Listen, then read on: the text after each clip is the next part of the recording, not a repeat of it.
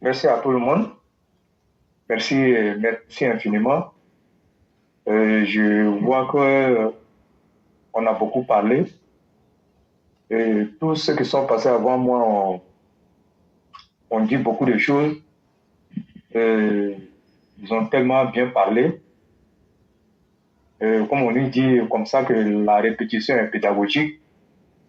Euh, Tant qu'on est là, on va toujours continuer de parler, d'éveiller les consciences, de sorte que les gens ne se laissent pas manipuler par les personnes de mauvais fonds. Euh, Depuis 17 heures d'Abidjan, le direct a été lancé. Et tous les sujets qui ont été évoqués ici, ce sont des sujets qui sont d'actualité. Si je m'en tiens seulement au travail de Saïd Penda, que tu as décortiqué sur la plateforme, moi je peux dire qu'on pouvait même arrêter l'émission à ce niveau. Mais il y a beaucoup à dire. La Côte d'Ivoire que vous voyez, la Côte d'Ivoire n'est pas un pays comme les autres. Quand je dis la Côte d'Ivoire n'est pas un pays comme les autres, mais d'aucuns me poseraient la question de savoir pourquoi moi je dis la Côte d'Ivoire n'est pas un pays comme les autres. Mais effectivement, la Côte d'Ivoire ne peut pas être un pays comme les autres pays qui sont autour de nous. La Côte d'Ivoire, c'est ce pays-là qui tire les autres pays. La Côte d'Ivoire, c'est ce pays-là qui rend fier les autres pays. Et la Côte d'Ivoire, c'est ce pays qui, aujourd'hui, quand la Côte d'Ivoire va bien, les autres pays vont bien.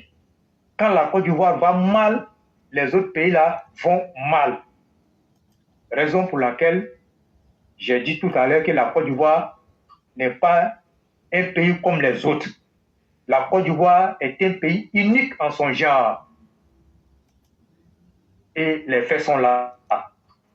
Il ne serait-ce que regarder par la situation géographique du pays, vous-même, vous devez réaliser que la Côte d'Ivoire, ce n'est pas n'importe quel pays. La Côte d'Ivoire, c'est la locomotive de l'Afrique de l'Ouest. Il faut le dire tout net. Certes, le Nigeria est un grand pays, mais la Côte d'Ivoire, c'est un pays stratégique. C'est la locomotive de l'Afrique de l'Ouest.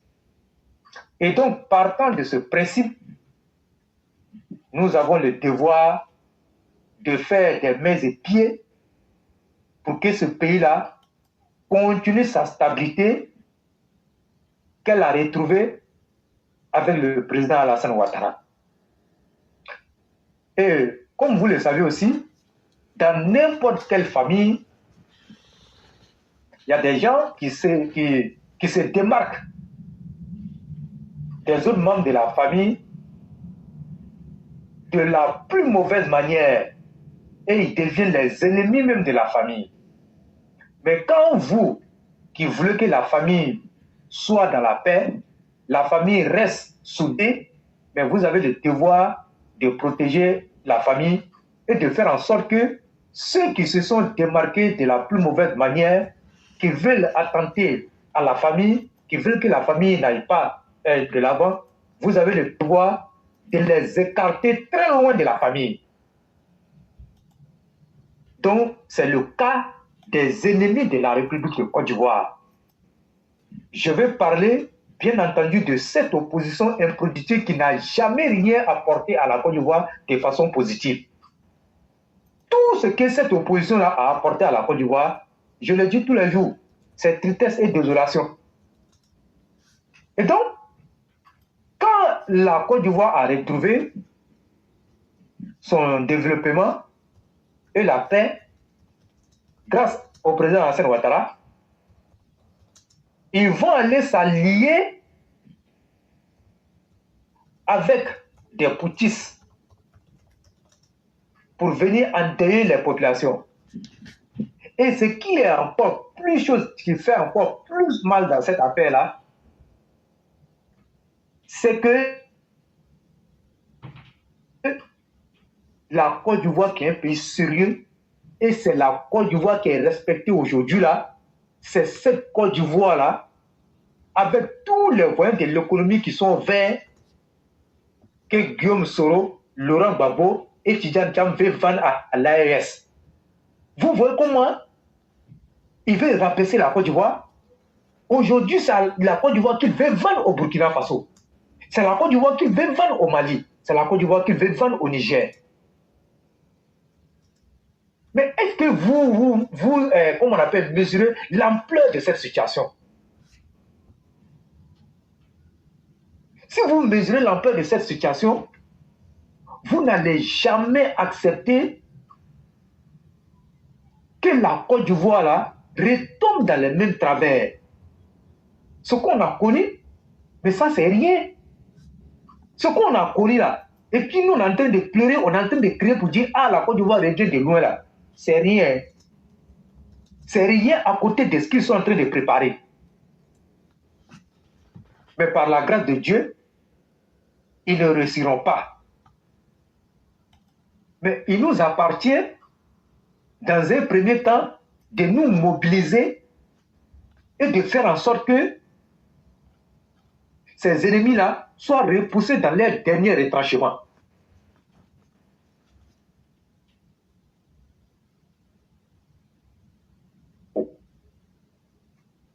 Mais quand vous regardez tout ça là, mais c'est parce que le peuple du Congo, à un moment donné, n'a pas pris conscience de cette situation-là. Mais regardez là où ça envoie le Congo. Et donc, c'est au Burkina et au Mali, ils veulent s'asseoir. Et puis nous apporter le syndrome de la République démocratique du Congo en Côte d'Ivoire. Mais si ils ont reçu ça, ça veut dire que nous, on a failli à notre mission. Mais nous, on ne doit pas faillir à cette mission. On ne doit pas faillir à cette mission. Nous, on doit leur dire qu'ils ont tort de faire ça. Mais c'est nous, on a raison. Parce que Saïd Penda a décrit, mais ça fait voir dans le dos. Ça fait voir dans le dos. Et quand vous regardez des gens qu'on a nourris, des gens qui aujourd'hui ont des entreprises en Côte d'Ivoire, malgré qu'ils ne sont pas ivoiriens, c'est ceux-là aujourd'hui qui sont les plus virulents envers la République, envers la terre nourricière. Mais leur maman là, leur cola là, l'argent de leur cola là, ça en Côte d'Ivoire s'est quitté. Mais est-ce qu'ils ont pensé à ça? Ça veut dire qu'ils s'en foutent de la Côte d'Ivoire. Ils ont deux pays. Si la Côte d'Ivoire est gâtée, ils vont aller au Burkina Faso. Si la Côte d'Ivoire est gâtée, ils vont aller au Mali. Si la Côte d'Ivoire est gâtée, ils vont aller au Niger. Mais si la Côte d'Ivoire est gâtée, le roi du printemps va partir où? Le roi du printemps va partir où? Si la Côte d'Ivoire est gâtée, Marcel Koulibaly va aller où? Si la Côte d'Ivoire est gâtée, Ami Kouadio va partir où? Si la Côte d'Ivoire, ils ont réussi à déstabiliser la Côte d'Ivoire, Amara Bakayoko va aller où? Posez-vous ces questions. Non, il faut qu'on se pose ces questions-là. À partir de cet instant, vous allez comprendre que notre devoir là, il n'y a même pas de négociation dans ça. Il n'y a pas de négociation. On n'a même pas à dire à un Ivoirien, lève-toi, défends la République face aux attaques des ennemis. Mais si tu attends qu'on te dise ça, ça veut dire que tu es un autre pays. Comme tu es un autre pays là, il faut que la Côte d'Ivoire, comme on l'appelle, soit déstabilisée pour que tu te retrouves dans ton second pays. Mais moi, je n'ai pas autre pays. Je n'ai pas autre pays si ce n'est pas la Côte d'Ivoire. Le pays de mes ancêtres, c'est la Côte d'Ivoire. Donc aujourd'hui, on voit beaucoup de manipulations. Mais nous, on a déjà prévenu ici. Hein. Celui qui n'a pas le cardio, faut pas, il va aller sur Facebook. Faut pas, il va aller sur TikTok. Mais si tu sais que tu as le cardio, faut aller. Apprêtez-vous. Parce que les cellules dormantes des fake news, là, les laboratoires sont à foison. C'est là. Ils ont tellement mis l'argent dans ça parce qu'il ne reste que ça. Manipuler les gens, mentir, salir au maximum la République. Donc c'est ce qu'ils sont en train de faire. Mais comme nous on sait déjà, moi personnellement, quand moi je vois les choses comme ça, moi je ris. Parce que je sais comment ça se fabrique. Je sais comment les gens font. Et donc, moi je vais m'adresser principalement à nos mamans qui n'ont pas le cardio comme nous autres, nous les hommes. Nous, on peut supporter des choses. Mes chères mères, de grâce, quand vous allez voir des choses, ne paniquez pas. Cherchez à approcher quelqu'un, un sachant, qui va vous expliquer. Aujourd'hui, avec l'intelligence artificielle, on peut faire le montage de toutes sortes de vidéos. Je dis bien l'intelligence artificielle. On peut faire n'importe quel montage de vidéos. Mais si tu n'as pas une réflexion très poussée, mais c'est fini, tu as emballé. Hein? Tu vas t'arrêter, tu vas dire, mais cette vidéo-là, alors qu'il n'en est rien, c'est l'intelligence artificielle. Et c'est ce qu'ils vont utiliser. Parce qu'aujourd'hui, là, ils n'ont pas de programme de développement à proposer aux Ivoiriens. Mais quelle est cette opposition? Au lieu d'aller conquérir, comme on appelle, les Ivoiriens, aller vers le peuple, proposer les programmes de gouvernement, ils ne le font pas. Ils sont sur la CEI est ceci, la CEI est comme ça. Mais je préfère vous avertir en même temps, hein. Ils vont quitter la CEI. Hein. Quand ça va arriver là, il faut pas vous dire qu'ils vont quitter la CEI. Ça ne va même pas durer, mais ils vont quitter la CEI. Mais il faut aussi leur dire le plan que nous on a prévu aussi. Il faut leur dire ça en face aussi. Voilà. S'ils quittent la CEI là, on va appeler le ministre Vagondo. On va dire comme de la manière ils font au Sénégal, comme c'est le Sénégal qui est devenu leur modèle là. Donc c'est le ministère de l'Intérieur Vagondo qui va gérer et puis on va faire les élections. Voilà. Il faut leur dire ça. Voilà. Voilà. Comme de la manière ça se passe au Ghana là, comme de la manière ça se passe au Sénégal là, c'est le ministère de l'Intérieur qui va gérer ça. Et puis on passe à autre chose. Oui. C'est ça. Et donc, comme vous le voyez déjà, c'est déjà dessiné. Peut-être que beaucoup de personnes n'ont pas prêté attention à ça. Hein. Si vous voyez qu'ils s'acharnent sur la CEI, c'est pas comme si la CEI est mauvaise. La CEI n'est pas mauvaise. Et ils savent très bien que le travail que la CEI fait là, c'est un très bon travail. Mais comme ils ne peuvent pas gagner les élections parce qu'ils ont longtemps boycotté tous les processus électoraux, mais quand ils regardent cette liste électorale-là, ils se disent que si nous partons avec cette liste électorale, nous, on va perdre les élections. Donc, du coup, il faut créer, comment on appelle, des paragraphes où il n'y en a pas, chercher à discréditer la CEI au maximum, à salir la CEI au maximum, et au dernier moment, ils vont dire, bon, comme la commission électorale indépendante n'est pas équilibrée d'après eux, ne fait pas le tout là, nous, on quitte la commission électorale indépendante, comme ce que Laurent Gbagbo a fait. Mais lui, dans son cas, il était président. Mais il a contesté cette commission électorale indépendante. Mais à la fin, il y a eu la double dissolution de la commission, du gouvernement, et on a pris des mois encore. Et le mensonge là, c'était porté sur 400 000 personnes qui l'avaient dit que Mambé a indûment inscrit sur la liste électorale pour le compte du RADP. Mais il était au pouvoir et puis il contestait. Mais aujourd'hui, il est dans l'opposition et il n'est même pas éligible. Mais il conteste. Donc ça veut dire qu'on est mal parti sur ce monsieur-là, je dis bien par extraordinaire, est remis sur la liste électorale. Comme ce que je vous ai dit à l'attente de mes propos, ce qu'on a vécu en 2010, c'est petit. Je dis bien c'est petit.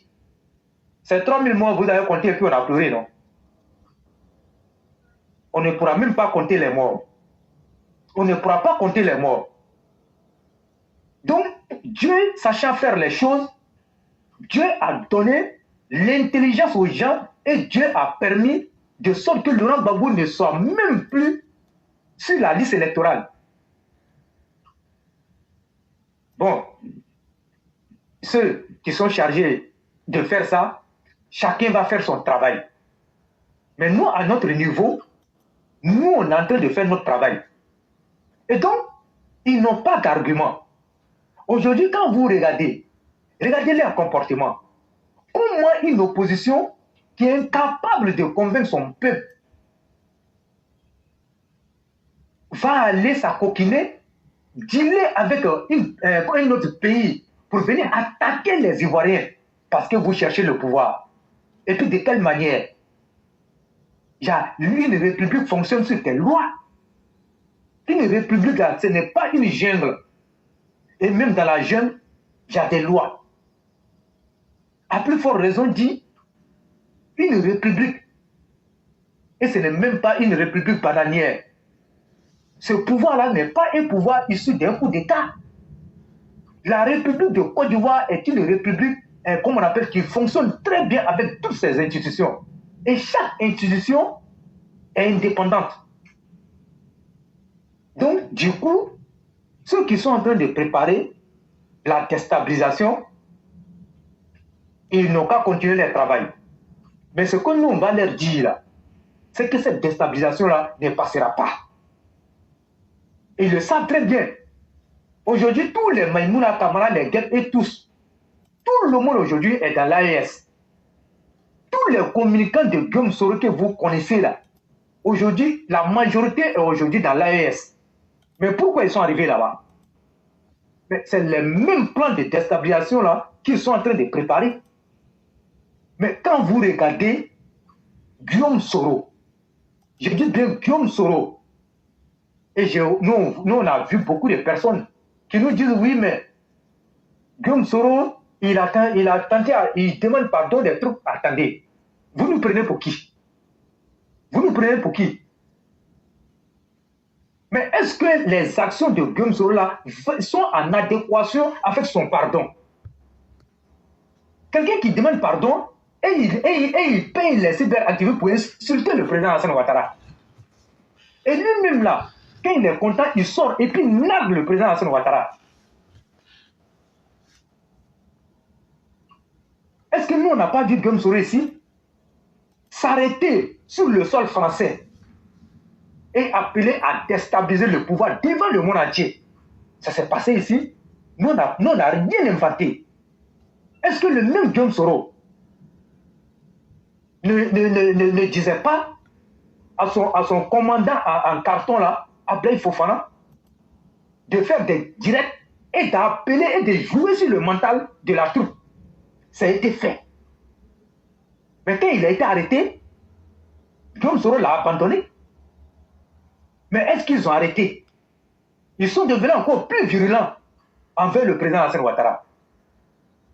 Moi, je le dis, on peut tout reprocher à Blé Goudé. Blé Goudé, est-ce que Blé Goudé est content de Laurent Gbagbo? Blé Goudé n'est pas content de Laurent Gbagbo. Il n'a jamais été content de l'attitude de Laurent Gbagbo, de l'attitude que Laurent Gbagbo lui a réservée à la CPI. Même aujourd'hui, Blé Goudé rumine ça. Mais de vous à moi, dites-moi, est-ce que vous avez vu Blé Goudé aller s'asseoir sur une page Facebook ou bien sur une chaîne de télévision et puis insulter Laurent Gbagbo et puis narguer Laurent Gbagbo, traîner Laurent Gbagbo dans la boue? Il n'a jamais fait. Et même sur Live TV, Blé Goudé a parlé un jour, on dirait qu'il va pleurer. Et lui demande à tout le monde, toutes les personnes qui peuvent l'aider à rencontrer Laurent Gbagbo, en tout cas lui le preneur. Mais contrairement à ce chien de Guillaume Soro, mais il a humilié le président Alassane Ouattara. Moi, je le dis honnêtement, chez nous, en pays Senfo, là, tu n'as même pas cœur de dire, tu vas faire asseoir un aîné et lui donner des conseils. De quel titre? Mais quand tu vois un enfant qui est arrivé à ce niveau, ça veut dire que l'enfant ne peut plus récupérer l'enfant là. On ne peut plus récupérer cet enfant. Donc Guillaume Soro est aujourd'hui cet enfant-là qu'on ne peut plus récupérer. Il a décidé de mener son combat au péril même de sa vie. Il a dit, même si tout le monde l'abandonne, de toutes les façons, lui, Guillaume Soro, lui, il a cette conviction-là que lui va gagner cette bataille-là. Il a dit. Mais depuis qu'il l'a dit là, il n'a jamais trahi sa parole. Je suis en train de nous faire comprendre quelque chose. Il a dit et il est en train de faire. Tout ce qu'il a dit, ces paroles, il est en train de mettre ensemble, en tout cas ces paroles à l'acte. Il le fait. C'est la raison pour laquelle il a demandé à Assimi Goïta de maintenir nos soldats en captivité, qu'ils étaient allés en mission commandée par chose comme on appelle la MINUSMA.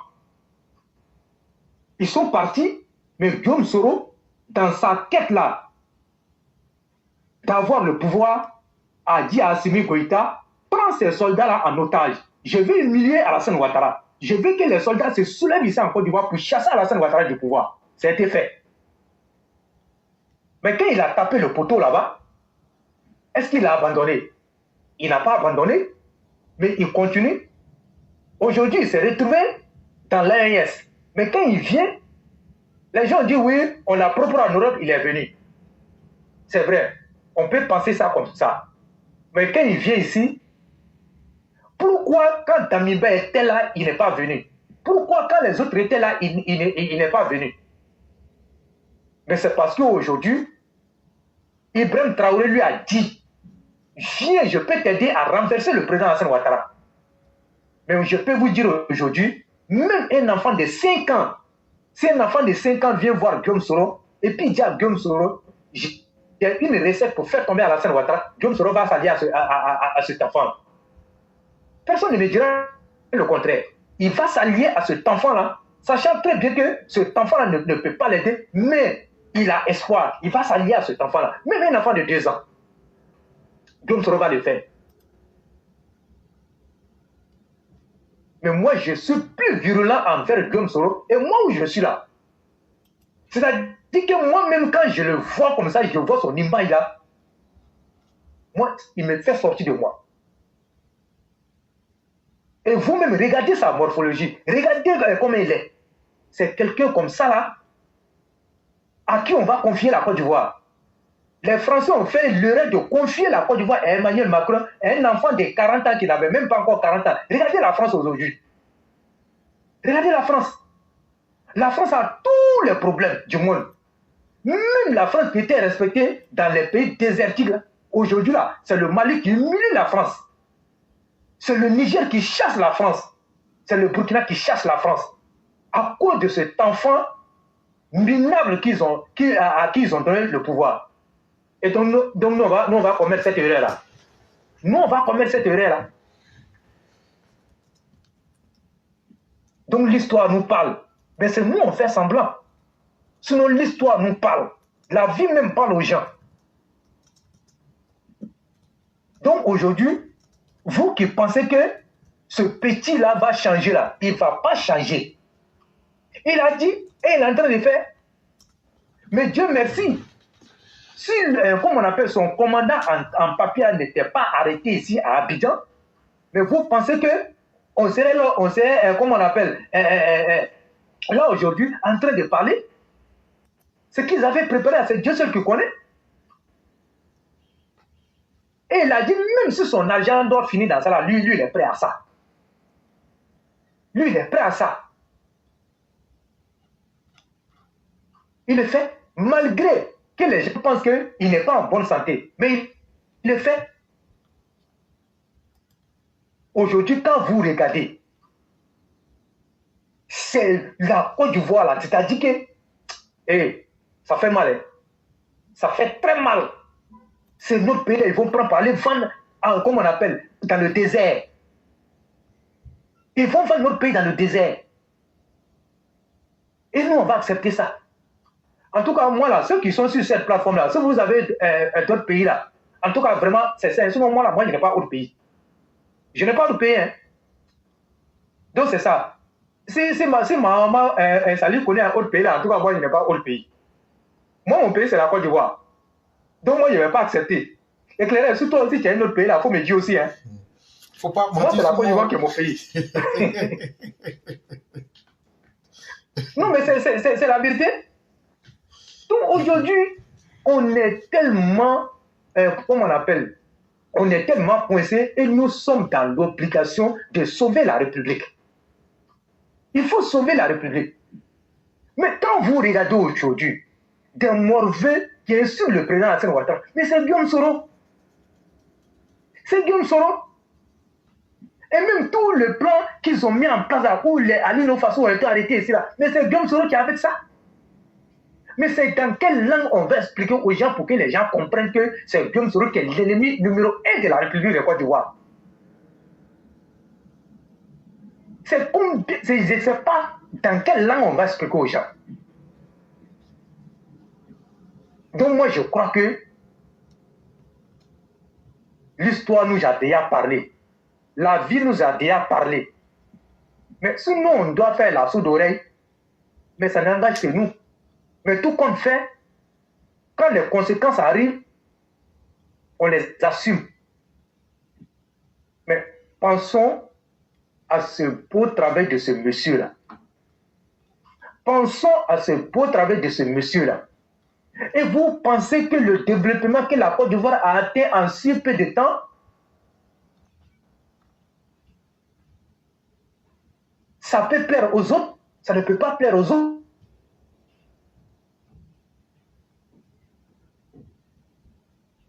Qu'on a connu là, ne saurait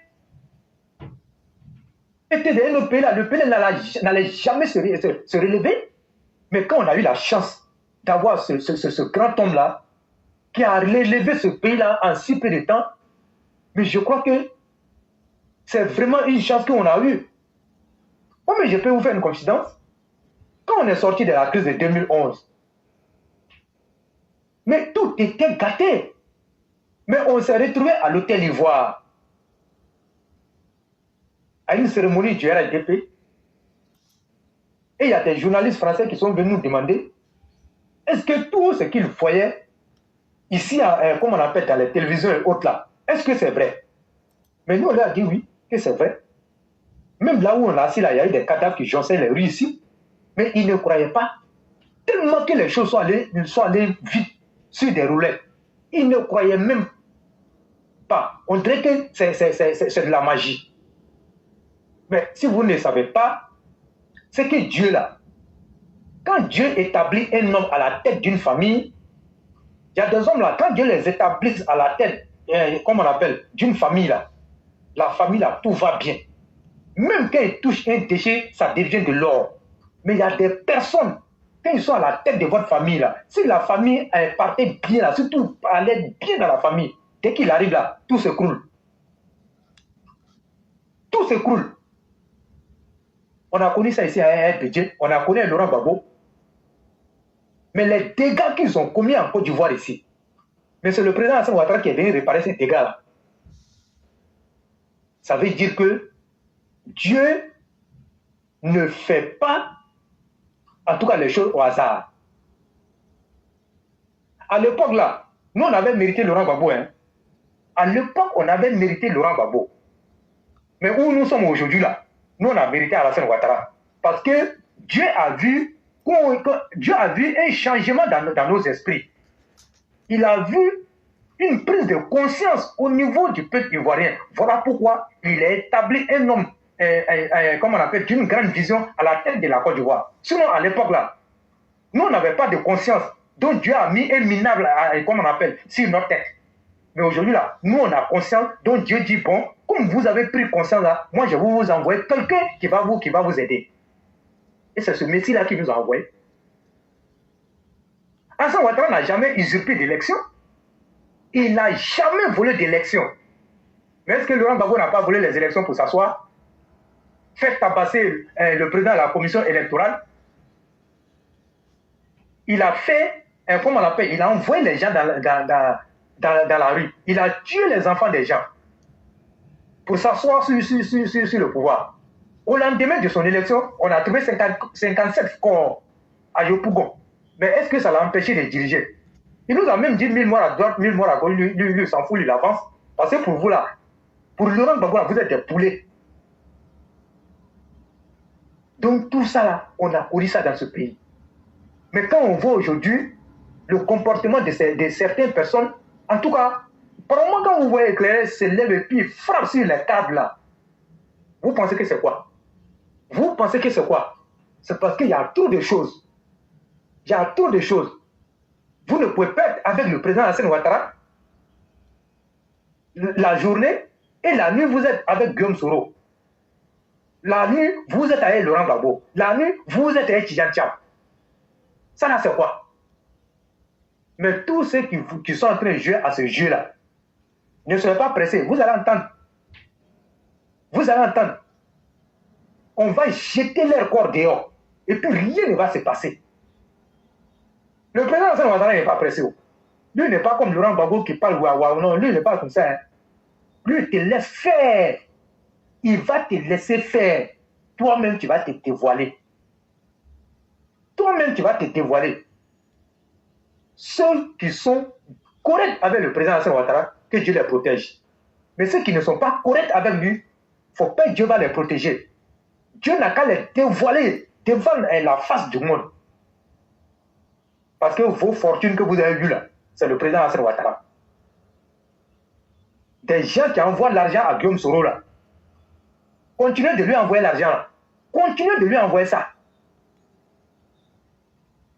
Mais vous allez voir. Donc, chers élèves de la classe, nos mamans, en tout cas, forgez-vous un bon cardio. Voilà, forgez-vous un bon cardio. Moi, je tiens en tout cas à vous donner comment on appelle ce conseil-là. Parce que moi, je peux supporter. Parce qu'il y a longtemps, nous, on est sur la toile, donc nous, on connaît tout. Quand quelque chose est frais là, nous, on connaît. Mais quand vous regardez les fake news là, qui de plus où, mais c'est à l'extérieur de la Côte d'Ivoire, ça veut dire que les bases même là, ils ont établi ça au Burkina Faso. C'est là-bas ils ont établi, comme on appelle le laboratoire du mensonge. Et puis ils prennent l'argent du contribuable du Burkina Faso, du peuple burkinabé, rien que pour déstabiliser la Côte d'Ivoire. Et c'est ça. Mais depuis ils ont commencé, en tout cas, rendons hommage à nos agents de renseignement. Il faut rendre hommage à ces braves, comment on appelle, agents de renseignement. L'efficacité avec laquelle ils conduisent ces opérations-là, il faut mettre du respect sur eux. Il faut mettre du respect sur ce renseignement-là. Et aussi, il faut féliciter le peuple de Côte d'Ivoire. Parce que quand on dit un renseignement est bon, c'est qu'il y a une bonne collaboration entre le peuple et le renseignement. Donc, il faut saluer le peuple de Côte d'Ivoire. Et nous, on a dit, vous voyez un mouvement suspect dans une zone qui vous semble un peu bizarre, mais signalez. Aujourd'hui, l'Ivoirien peut se lever, aller au travail, il s'en va, il fait ses trous, chacun gagne sa vie. Mais quand des gens, pour des ambitions démesurées, veulent venir tout gâter, nous, on va leur dire non. On va leur dire les vrais noms. Donc, ceux qui découvrent Guillaume Soro aujourd'hui, là, c'est eux qui pensent que ce petit-là peut changer. Il ne peut pas changer. Quelqu'un même qui est né depuis, il est comme ça. Réfractaire à la vérité. Réfractaire à la contradiction. Il n'aime pas qu'on lui dise tu as fait ça, tu as fait ci. Mais quand vous voyez quelqu'un comme ça, nous, on ne peut pas le suivre. Moi, je le dis, pourquoi les gens qui l'ont suivi après, ceux-là l'ont abandonné? Parce qu'ils ont compris que ce monsieur-là, où il s'en va avec eux-là, ils ne vont pas arriver à bon port. Donc, ils l'ont laissé. Donc, il dit il va aller s'asseoir là-bas pour boire le lait de chameau. Donc, le lait de chameau va l'aider à renverser le président Hassan Ouattara. Donc, c'est dans ça il est. C'est le Franklin Nyamsi là qui l'a appelé pour aller faire le nouveau plan, parce que le plan a échoué. Donc, nous, on est tranquille. Moi, je ne parle pas pour vous faire peur, mais je suis en train de dire des choses qui risquent, comme on appelle, d'arriver. La manipulation là, Éclairé vous a déjà dit, si tu n'es pas guéri, pour manipuler quelqu'un là, c'est facile. Pour manipuler quelqu'un, c'est facile. Mais après le temps que tu vas te rendre compte que tu as été manipulé là, ça fait beaucoup de dégâts. Ça fait beaucoup de dégâts. Regardez la simple vidéo que Succès avait faite à l'époque sur les Nigériens. Regardez comment ce que ça a créé. Une petite vidéo. Vous avez vu? Mais ça a été une manipulation. Mais regardez le dégât que ça fait. Donc c'est pour cela on vous dit, soyez prêts. Et puis ne tombez pas sur tout comme ça. Ne tombez pas sur tout. Il y a des spécialistes dans ça. Quand vous voyez une vidéo là, il y a des gens, il va te regarder la vidéo et puis il va te dire ça, c'est pas une bonne vidéo. Il va te dire c'est une vidéo qui date de très longtemps. Et comme nous sommes dans une communication, et la guerre même se gagne d'abord sur le plan de la communication avant même que la Kalash n'intervienne. Une vidéo peut dater de peut-être 15 ans où il y a eu un fait. Maintenant, on est en 2025. Le cas qui s'est passé peut-être en 2010. Si le même cas similaire se passe actuellement, vous allez voir que les gens vont aller prendre l'ancienne vidéo de 2010 là pour venir coller à ce qui s'est passé ici.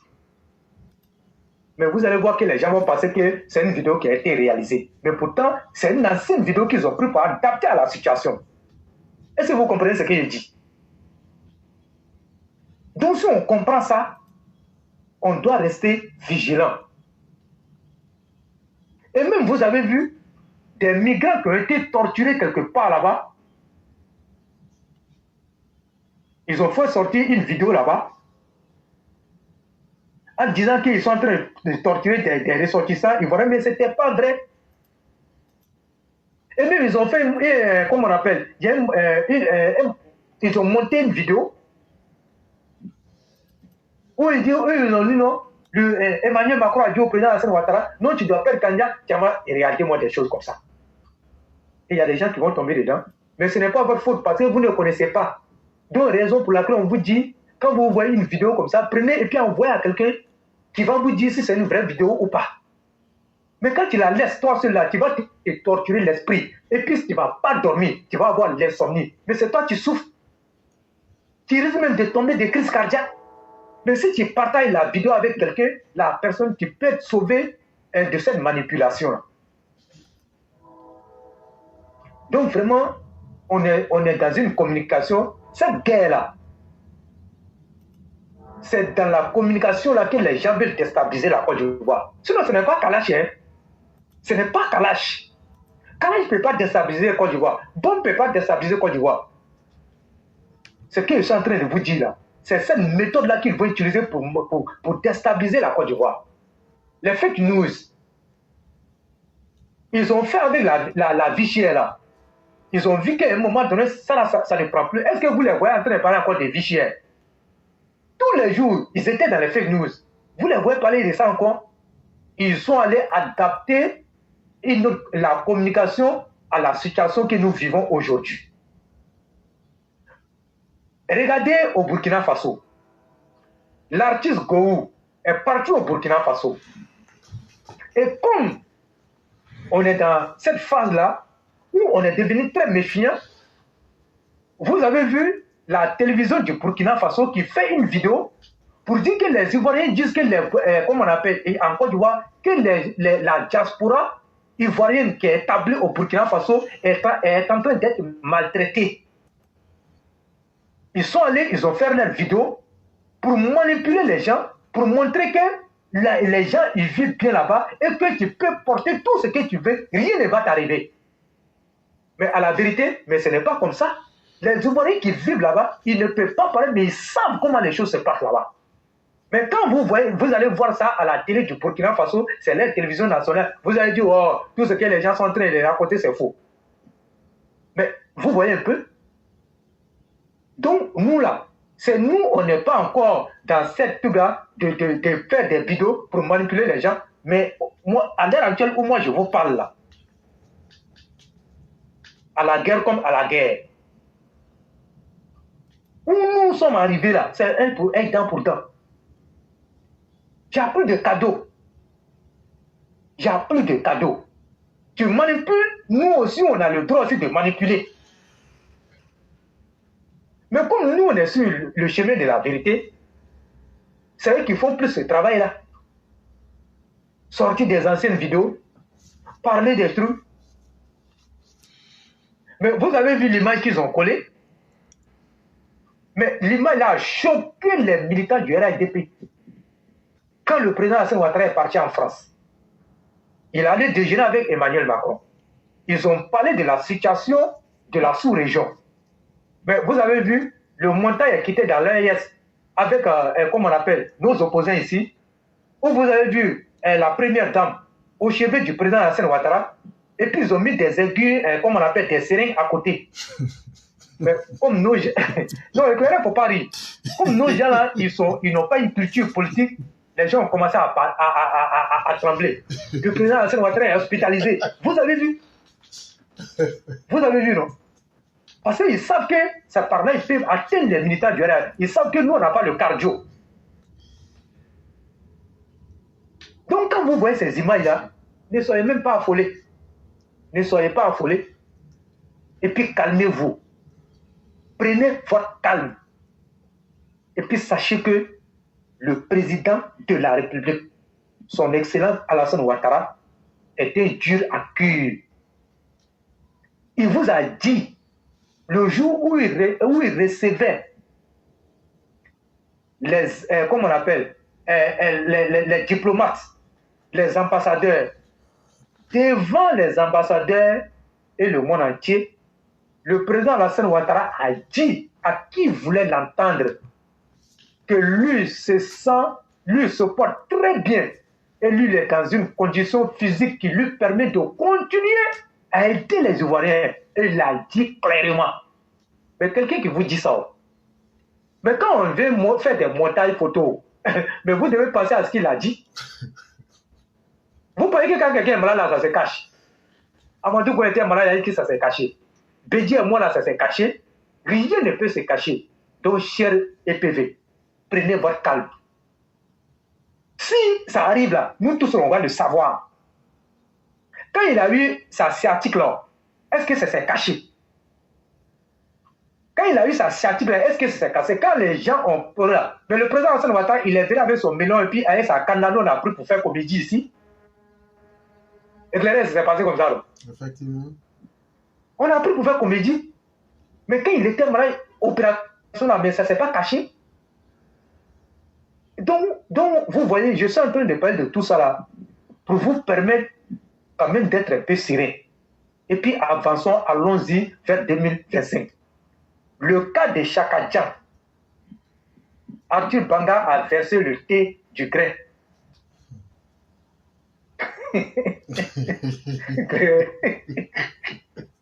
D'après les Maliens, ils ont une vidéo là. Alanie Moukoye. C'est ce que ça est devenu. Arthur Banga a versé le thé du grain.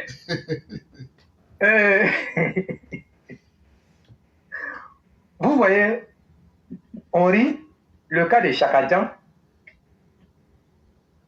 Le vieux Soumaïla Brédoumé est en train de tromper les militants du PDCI. Le fils d'Ablaye Wade, Karim Wade là, quand il a renoncé à sa nationalité là, on a vu non, le ministère de l'Intérieur ou de la Justice française là, on lui a notifié ça non. Nous tous on a vu non. Mais dites à Tidjane Tcham de nous montrer pour lui. Le monsieur n'a pas renoncé à sa nationalité. Aujourd'hui, il est dans des calculs. Jean-Luc Bion, là, lui, il a renoncé pour lui à sa nationalité française en 2018. Mais c'est en 2020 que ça lui a été notifié. Donc aujourd'hui, ils sont dans ce film-là, et même quand ils ont posé la question à Brendou Soumela, est-ce qu'il a pu, comment on appelle, répondre? Il n'a pas pu. Il n'a pas répondu. Mais il sait la vérité. Que notre constitution-là interdit la double nationalité. Tu veux devenir président de la Côte d'Ivoire là. Nous, on ne reconnaît pas ça. On ne reconnaît pas ça. Et donc, quand vous regardez, ils sont dans un schéma. Et vous avez vu le gros bête là, comment il s'appelle, Michel Pétard, le gros bête là, qui dit qu'il est journaliste là. Vous-même, quand vous regardez sa morphologie, regardez comment il est. C'est-à-dire que c'est les bêtises qui ont rempli son ventre comme ça. Quand il vient s'asseoir, bon, vous avez vu, voilà un autre exemple palpable. C'est qu'Éclaireur parle de la manipulation là. Vous avez vu, quand lui, Michel Pétard, militant PDCI, vient s'asseoir sur le plateau d'NCI 360 et qui dit que c'est la candidature du président Alassane Ouattara qui fait peur à toute la Côte d'Ivoire. Et c'est cette candidature-là qui va créer des trous en Côte d'Ivoire, qui va tuer les Ivoiriens. La candidature du président Alassane Ouattara a-t-il des épées? La candidature du président Alassane Ouattara a-t-il des calaches? Ou bien a-t-il des flèches pour tuer les Ivoiriens? Donc ça veut dire qu'ils sont dans cette sorte de manipulation-là. C'est-à-dire que créer ça dans l'esprit comment on appelle des Ivoiriens, des faibles. Mais il ne nous dit pas que Tidjane Thiam n'est pas éligible. Mais pour eux, il faut que le président Alassane Ouattara quitte là-bas et puis eux vont s'asseoir. C'est dans leur entendement. Et tout ce qu'ils sont en train de faire, il n'y a rien de reste. Hein. Il n'a qu'à quitter là-bas. Mais c'est fini, ça ne va plus arriver. Ils n'ont qu'à aller se préparer. Hein. Mais comme Arthur Banga l'a dit, la candidature du président Alassane Ouattara est une candidature légitime, elle est légale. La seule personne habilitée à le faire, c'est le Conseil constitutionnel. Tu n'es pas le Conseil constitutionnel et tu viens dire que la candidature du président Alassane Ouattara fait peur. En quoi est-ce que cette candidature-là fait peur aux Ivoiriens? Mais cette candidature-là est une aubaine pour les Ivoiriens et c'est ce qu'ils ne savent pas. Et puis remarquez bien, ceux de l'opposition là, qui n'ont pas eu le bonheur dans le pouvoir des Bédié, dans le pouvoir de Laurent Gbagbo, dans leur village là, c'est eux là, dans leur village là où le président Alassane Ouattara a plus travaillé, c'est eux qui sont devenus plus virulents. Ils sont un peu comme les Burkinabés que le président Alassane Ouattara a protégé là. C'est eux qui sont devenus un peu le peuple le plus virulent. Et même les Maliens ne sont plus virulents comme ça à la Côte d'Ivoire. C'est le Burkina Faso là, c'est eux qui sont devenus plus virulents. Parce qu'il y a un voyou à la tête de leur État avec sa gueule déchirée. Mais moi j'ai dit, les gens n'ont qu'à se préparer. Mais Pascal Affi N'Guessan, mais lui là, lui n'est même pas dedans, comme Mère Fiona Koura l'a dit, lui, la femme même est plus aguerrie qu'Affi N'Guessan. Quand vous regardez là, c'est quel caractère là? Il n'a pas de caractère, c'est quelqu'un qui n'a pas de charisme. Quand vous le voyez aujourd'hui, il vient se jeter dans les bras de Laurent Gbagbo. Mais c'est quelle crédibilité on peut donner à un homme comme ça? Il n'est plus digne de confiance. Et les militants du FP même doivent avoir honte de Pascal Affi N'Guessan. Lui-même, quand il parle là, regardez comment il parle. Regardez sa manière de parler. Il n'y a plus de rouge à lèvres sur le marché. Hein. Ça, on va fermer. Il n'y a plus de fossiles. On va fermer ça. Il n'y a plus de perruque. On va fermer ça. Tu ne vas plus te déguiser pour sortir.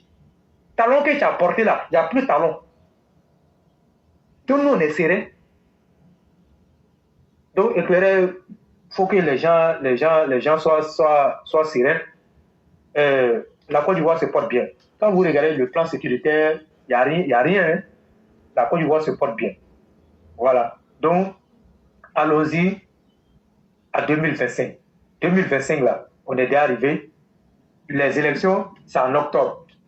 Donc, les opposants là veulent nous envoyer quelque part là, mais eux seuls vont aller là-bas. Comme Éclairel l'a dit là, quand ils vont quitter la commission électorale indépendante là, c'est le ministère de l'Intérieur, avant là, c'est le ministère de l'Intérieur qui organisait les élections.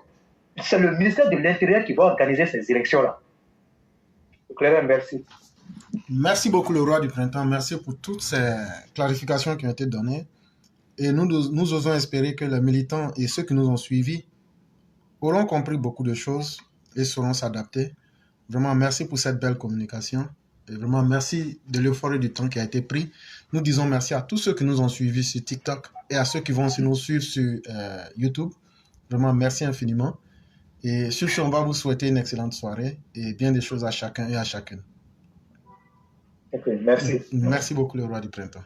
Merci beaucoup. Okay.